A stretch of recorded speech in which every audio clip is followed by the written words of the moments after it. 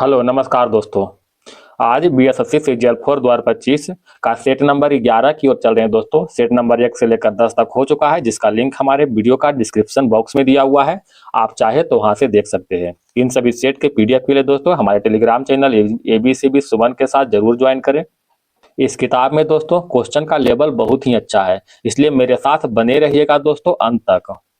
तो आइए दोस्तों हम लोग सेट नंबर 11 की ओर चलते हैं। क्वेश्चन नंबर 1 से, दिसंबर 2024 में प्रधानमंत्री नरेंद्र मोदी को कुवैत के द्वारा कौन सा सर्वोच्च नागरिक सम्मान प्रदान किया गया?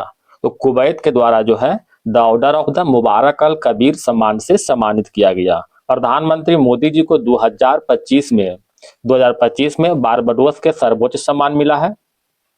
बारबाडोस के सर्वोच्च सम्मान, श्रीलंका का सर्वोच्च सम्मान, साइप्रस का सर्वोच्च सम्मान, ठीक है, ब्राजील का, नामीबिया का, इथोपिया का और ओमान का, ये सभी देश का सर्वोच्च सम्मान मिल चुका है केवल 2025 में। क्वेश्चन नंबर 2, फीडे किस देश का अंतर्राष्ट्रीय महासंघ है? फीडे जो है शतरंज का अंतर्राष्ट्रीय महासंघ है। फीडे की स्थापना 20 जुलाई 1924 को हुआ था। इसका हेडक्वार्टर की बात करते हैं तो स्विट्जरलैंड के लुसाने में स्थित है। स्विट्जरलैंड के लुसाने में। इसमें टोटल जो है 195 सदस्य देश शामिल है। क्वेश्चन नंबर 3, कहता है किसके मध्य की अवधि भारतीय इतिहास में दिल्ली सल्तनत के काल के नाम से जानते हैं? तो दिल्ली सल्तनत काल जो है 1206 से लेकर 1525 तक चला था। ठीक है, इसके बीच कौन कौन सा वंश आया था दोस्तों? पहला तो गुलाम वंश आया था। गुलाम वंश जिसका शासन काल जो है 1206 से लेकर 90 तक चला था। गुलाम वंश के बाद आया था दोस्तों खिलजी वंश।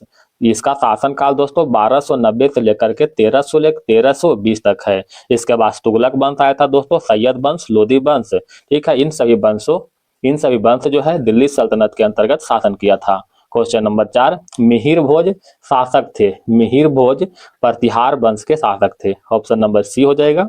क्वेश्चन नंबर 5, 1978 में किस संविधान संशोधन ने संपत्ति के अधिग्रहण, उस पर नियंत्रण और बेचने को मौलिक अधिकार से हटा दिया है? तो संपत्ति के अधिकार को 44वां संविधान संशोधन 1978 के द्वारा मौलिक अधिकार की श्रेणी से हटा करके इसको कानूनी अधिकार या फिर विधिक अधिकार में रखा गया है। ठीक है, विधिक अधिकार में अनुच्छेद 300 का ए के तहत रखा गया है। क्वेश्चन नंबर 6, अब्दुल फजल किस सूफी संत के पुत्र थे? अब्दुल फजल जो है शेख मुबारक के पुत्र थे। ऑप्शन नंबर 1 हो जाएगा। अबुल फजल के द्वारा ही अकबरनामा नामक पुस्तक लिखा गया था। क्वेश्चन नंबर 7, फ्रांसीसी क्रांति किस वर्ष हुई थी? फ्रांसीसी क्रांति जो है 1789 में हुई थी और 1799 तक चला था। वंदे मातरम गीत किस पुस्तक से लिया गया है? वंदे मातरम गीत जो है आनंद मठ से लिया गया है। ऑप्शन नंबर बी हो जाएगा। ठीक है, वंदे मातरम गीत जो है 1882 में लिखा गया था बांकिम चंद्र चट्टोपाध्याय के द्वारा, जो कि अपनी उपन्यास आनंद मठ में जो है चर्चा किया था। ठीक है, क्वेश्चन नंबर 9, भूतापीय ऊर्जा का अधिकतम उपयोग कहाँ होता है? भूतापीय ऊर्जा का अधिकतम उपयोग जो है आइसलैंड में होता है। ठीक है, आइसलैंड में। क्वेश्चन नंबर 10, भारत द्वारा विकसित प्रथम वाणिज्य असैनिक वायुयान कौन सा है? भारत द्वारा विकसित प्रथम असैनिक वायुयान का नाम सारस है। याद रखिएगा, सारस। विश्व व्यापार संगठन जो अब गेट के स्थान पर है का मुख्यालय कहाँ स्थित है? तो विश्व व्यापार संगठन WTO का मुख्यालय जनेवा स्थित है। ठीक है, WTO का स्थापना कब हुआ था दोस्तों? 1995 में हुआ था। मुख्यालय स्विट्जरलैंड के जनेवा में। क्वेश्चन नंबर 12, विधान परिषद की सदस्यता के लिए न्यूनतम आयु सीमा क्या है? विधान परिषद के सदस्यता के लिए न्यूनतम आयु सीमा बताइएगा दोस्तों। न्यूनतम आयु सीमा 30 वर्ष है। ऑप्शन नंबर सी हो जाएगा। ठीक है, बिहार विधानसभा के लिए 25 वर्ष और विधान परिषद के लिए 30 वर्ष होता है।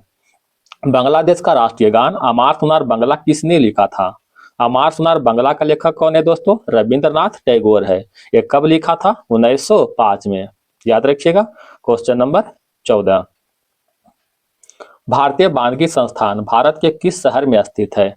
भारतीय मानकी संस्थान जो है देहरादून में स्थित है। बताइएगा दोस्तों नई दिल्ली में कौन सा संस्थान स्थित है? तो नई दिल्ली में केंद्रीय सड़क अनुसंधान संस्थान और एक कृषि अनुसंधान संस्थान, ठीक है। केंद्रीय सड़क अनुसंधान संस्थान और भारतीय कृषि अनुसंधान संस्थान नई दिल्ली में स्थित है। अगर हैदराबाद की बात करते हैं दोस्तों तो राष्ट्रीय भू भौतिकी अनुसंधान संस्थान और राष्ट्रीय पोषण अनुसंधान संस्थान दोनों कहाँ स्थित है? हैदराबाद में स्थित है। क्वेश्चन नंबर 15, 2024 में मैक्सिको की पहली महिला राष्ट्रपति के रूप में किसने शपथ ली थी? 2024 में मैक्सिको की पहली महिला राष्ट्रपति के रूप में क्लाउडिया शिनबाम ने शपथ लिया था, क्लाउडिया शिनबाम।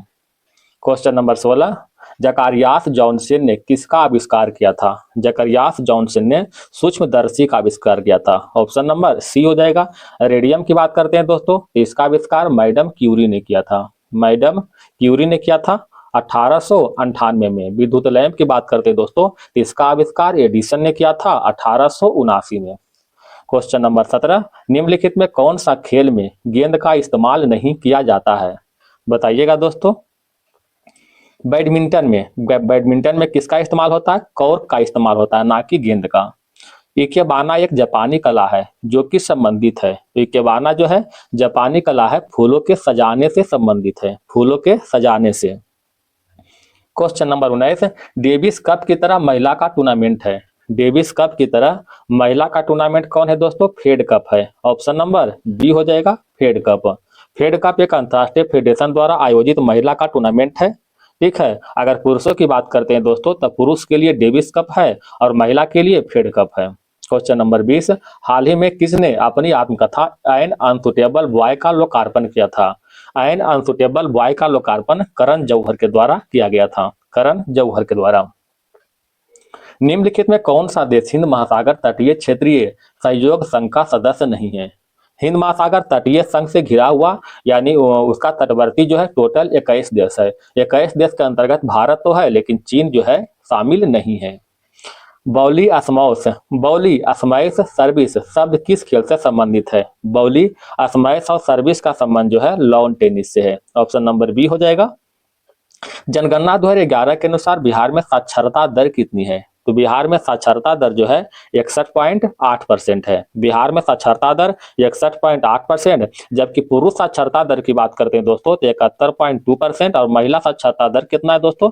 51.5% है, ठीक है। ये तो बिहार की बात हुआ। अगर भारत में कहते हैं दोस्तों तो भारत की साक्षरता दर कितना है दोस्तों? 74.04%, ठीक है, 74.04%। क्वेश्चन नंबर 25, फिल्म कांतारा में अपने अभिनय के लिए 17वें राष्ट्रीय फिल्म पुरस्कार से सर्वश्रेष्ठ अभिनेता का पुरस्कार किसने जीता है? तो 17वें राष्ट्रीय फिल्म पुरस्कार में सर्वश्रेष्ठ अभिनेता का पुरस्कार के रूप में ऋषभ शेट्टी ने प्राप्त किया है। अनसुईया सेन गुप्ता ने किस फिल्म के लिए 77वें कांस फिल्म महोत्सव में सर्वश्रेष्ठ अभिनेत्री का पुरस्कार जीता है? अनसुईया सेन गुप्ता के द्वारा जो है किसमें दोस्तों? बताइएगा। द शाइमलेस, ऑप्शन नंबर बी, ठीक है। क्वेश्चन नंबर 26, बिहार में ग्रामीण क्षेत्रों में स्वच्छता में सुधार के लिए निम्न में से कौन सी महत्वपूर्ण योजना चलाई जा रही है? तो स्वच्छता में सुधार के लिए लोहिया योजना चलाई जा रही है। लोहिया योजना के अंतर्गत केंद्र और राज्य इसमें जो है कितना हिस्सा शामिल किया गया है? तो केंद्र और राज्य के बीच में 60:40 का हिस्सेदारी है, ठीक है, लोहिया योजना के अंतर्गत। वर्ष 2011 की जनगणना के अनुसार बिहार का पुरुष साक्षरता दर कितना है? तो पुरुष साक्षरता दर की बात करते हैं तो 71.20% और महिला साक्षरता दर की बात करते हैं तो कितना है दोस्तों? 51.50%, ठीक है। और टोटल साक्षरता दर कितना है दोस्तों? लगभग 61 पॉइंट समथिंग परसेंट है दोस्तों, जो कि ऊपर अभी देख चुके हैं। 61.8% है दोस्तों, ठीक है। अगर भारत की साक्षरता दर की बात करते हैं दोस्तों तो भारत का कितना है दोस्तों? 74.04% भारत की साक्षरता दर है, याद रखिएगा। अच्छा, भारत में महिला साक्षरता दर की बात करते हैं तो महिला हो जाएगा 65.46% और पुरुष साक्षरता दर हो जाएगा दोस्तों 82.14% हो जाएगा भारत की, ऑल ओवर इंडिया की, ठीक है। क्वेश्चन नंबर 28, जैव विविधता दिवस 2024 का विषय क्या है? जैव विविधता दिवस 2024 का विषय योजना का हिस्सा बने, योजना का हिस्सा बने। जैव विविधता दिवस कब मनाते हैं दोस्तों? 22 मई को मनाते हैं, ठीक है। जैव विविधता दिवस 22 मई में को मनाया जाता है। क्वेश्चन नंबर 29, भारत में पंचायती राज व्यवस्था सर्वप्रथम राजस्थान और कहां प्रारंभ की गई थी? भारत में पंचायती राज व्यवस्था जो है राजस्थान में और इसके बाद जो है आंध्र प्रदेश में प्रारंभ किया गया था। ठीक है, पंचायती राज व्यवस्था को आरंभ जो है 2 अक्टूबर 1959 को राजस्थान के नागौर जिले से प्रारंभ हुआ था। राजस्थान के नागौर जिले से 2 अक्टूबर 1959 को। इसके बाद गुजरात में भी 1959 में ही प्रारंभ हुआ था। गुजरात में दोस्तों, सॉरी, आंध्र प्रदेश में भी। ठीक है, आंध्र प्रदेश में भी 1959 में ही प्रारंभ हुआ था। क्वेश्चन नंबर 30, विश्व अल्जाइमर दिवस निम्न में से किस दिन मनाया जाता है? तो विश्व अल्जाइमर दिवस 21 सितंबर को मनाते हैं। ठीक है, 21 सितंबर को। बिहार के किस जिले को सिल्क सिटी के नाम से जानते हैं? सिल्क सिटी भागलपुर को कहते हैं। सिल्क सिटी भागलपुर को। धुबरी फुलबाड़ी पुल जो हाल ही में खबरों में था, किस नदी पर बनाया जाएगा? धुबरी फुलबाड़ी जो है ब्रह्मपुत्र नदी पर बनाया जाएगा। ठीक है, ब्रह्मपुत्र नदी पर। डस्टलिक भारत और किस देश के बीच सैन्य अभ्यास है? डस्टलिक भारत और उज्बेकिस्तान के बीच सैन्य अभ्यास है। ठीक है, भारत और Uzbekistan. Question number 34, India state of the forest report 2023 किस संगठन के द्वारा जारी किया गया? इंडिया स्टेट ऑफ फॉरेस्ट जो है पर्यावरण, वन और जलवायु परिवर्तन मंत्रालय के द्वारा जारी किया गया। इंडिया फॉरेस्ट रिपोर्ट 2023 के तहत वन और वृक्षावरण का प्रतिशत 25.17% है। ठीक है, वन और वृक्षावरण का परसेंट 25.17% है। ये पूछा गया क्वेश्चन दोस्तों, याद रखिएगा। ठीक है। क्वेश्चन नंबर 35, टाइम मैगजीन के वुमेन ऑफ द ईयर 2025 सूची में शामिल एकमात्र भारतीय कौन है? कौन है दोस्तों? पूर्णिमा देवी बर्मन को शामिल किया गया है time magazine women of the year 2025 में। हाल ही में जारी रिपोर्ट के अनुसार देश में गंगा डॉल्फिन की सबसे अधिक संख्या किस राज्य में दर्ज की गई है? तो गंगा डॉल्फिन की सबसे अधिक संख्या जो है उत्तर प्रदेश में दर्ज किया गया है। ठीक है, वर्तमान में गंगा डॉल्फिन की संख्या कितना है दोस्तों? 6327 है। ठीक है, टोटल कितना है? 6327 है, जिसमें कि उत्तर प्रदेश में सबसे अधिक 2397 दर्ज किया गया है। ये पहला में हो गया। दूसरा स्थान हो जाएगा बिहार का। बिहार में कितना है दोस्तों? 2220 डॉल्फिन है। ठीक है। क्वेश्चन नंबर 37, हाल ही में जो है किस हवाई अड्डा को 7वीं बार एशिया का सर्वश्रेष्ठ एयरपोर्ट घोषित किया गया है? किसको घोषित किया गया है? तो दिल्ली अंतर्राष्ट्रीय हवाई अड्डा को। दिल्ली अंतर्राष्ट्रीय हवाई अड्डा को एशिया का सर्वश्रेष्ठ एयरपोर्ट घोषित किया गया है। वर्ल्ड हैप्पीनेस रिपोर्ट 2025 में भारत किस स्थान पर है? वर्ल्ड हैप्पीनेस रिपोर्ट 2025 में भारत का स्थान 118वें नंबर पर है। नशीली दवाओं को दुरुपयोग और अवैध तस्करी के खिलाफ अंतर्राष्ट्रीय दिवस जो है किस दिन मनाया जाता है? अंतर्राष्ट्रीय दिवस 26 जून को मनाते हैं। ठीक है, 26 जून को। क्वेश्चन नंबर 40, विश्व गौरैया दिवस कब मनाते हैं? तो विश्व गौरैया दिवस की बात करते हैं दोस्तों, तो 20 मार्च को मनाते हैं। ठीक है, विश्व गौरैया दिवस 20 मार्च को। 73वीं मिस यूनिवर्स 2025 का खिताब किसने जीता? 73वीं मिस यूनिवर्स 2025 का खिताब विक्टोरिया केयर थैलाविग है। Victoria Kjaer Theilvig. Option number B हो जाएगा। ठीक है, इस प्रतियोगिता का आयोजन जो है मैक्सिको सिटी में किया गया था। अब विक्टोरिया केयर थैलाविग जो है डेनमार्क से संबंधित है। डेनमार्क से जो है संबंधित है। क्वेश्चन नंबर 42, बिहार के किस प्रमंडल के अंतर्गत न्यूनतम जिले हैं? बताइएगा दोस्तों। तो भागलपुर प्रमंडल के अंतर्गत न्यूनतम जिले हैं। भागलपुर प्रमंडल के अंतर्गत 2 जिले शामिल है दोस्तों। कौन कौन है? एक तो हो जाएगा दोस्तों एक तो हो जाएगा भागलपुर खुद ही, और दूसरा में हो जाएगा कोसी। ठीक है, ये 2 जिले हैं। भागलपुर प्रमंडल के तहत जो 2 जिले हैं, भागलपुर और कोसी। पटना प्रमंडल में टोटल 6 जिले शामिल है। ठीक है, कोसी प्रमंडल में टोटल 3 जिले शामिल है। दरभंगा प्रमंडल में भी 3 जिले शामिल है। तो सबसे कम किसमें है? भागलपुर में।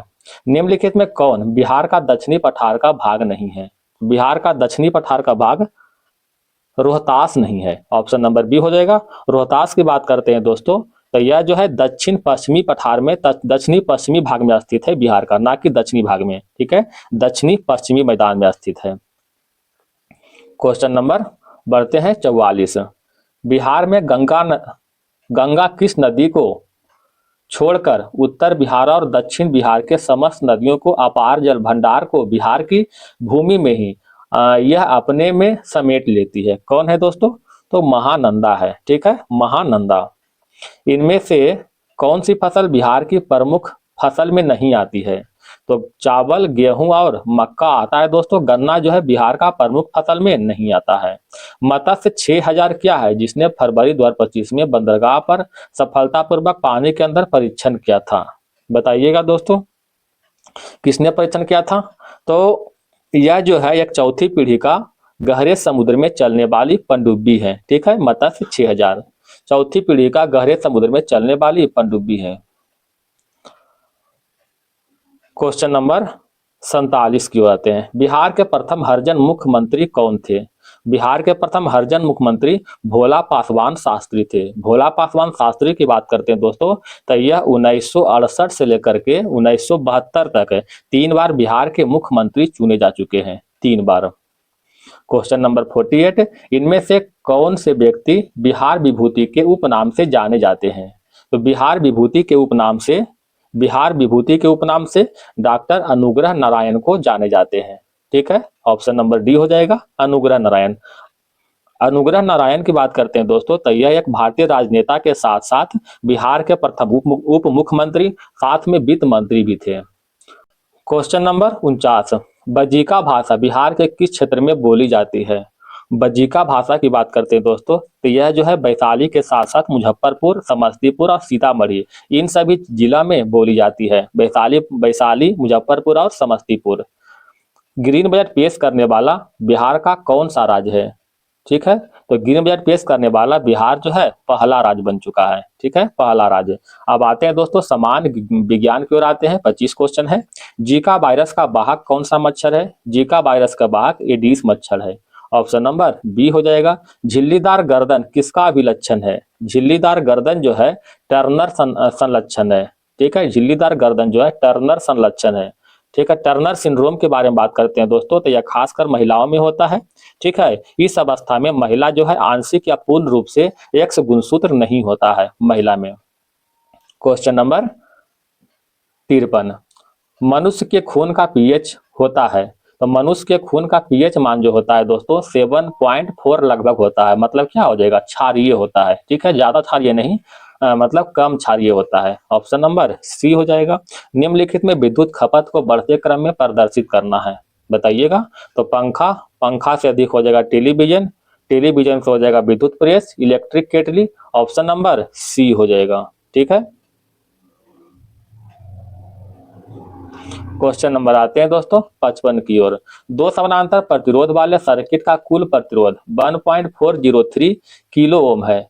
यदि एक प्रतिरोध का मान 2 किलो ओम है तो दूसरे प्रतिरोध का मान होगा, दूसरे प्रतिरोध के मान कितना होगा दोस्तों? 4.7 किलो ओम।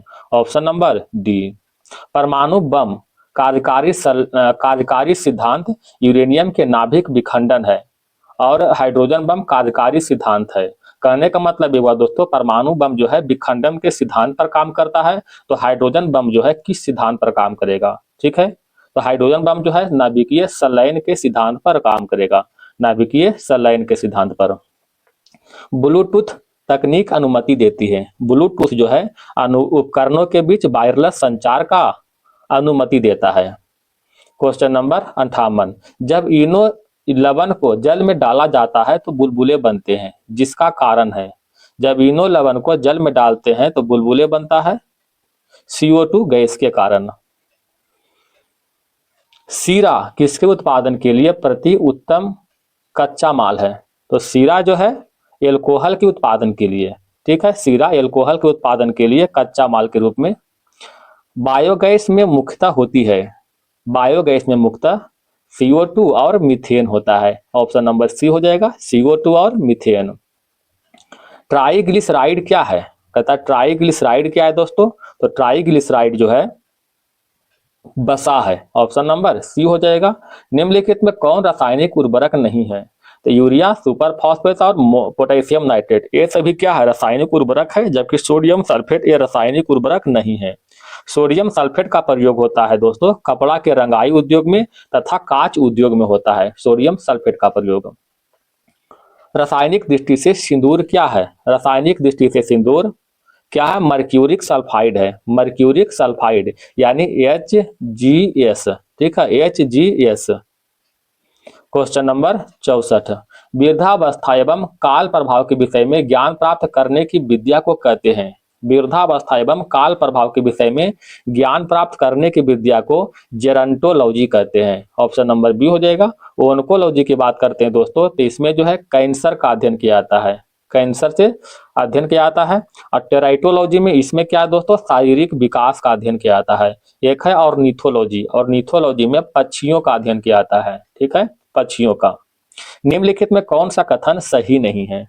कहता सभी इकाइनोडर्म सजीव प्रजक होते हैं, गलत है, ठीक है, पहला ही गलत हो गया।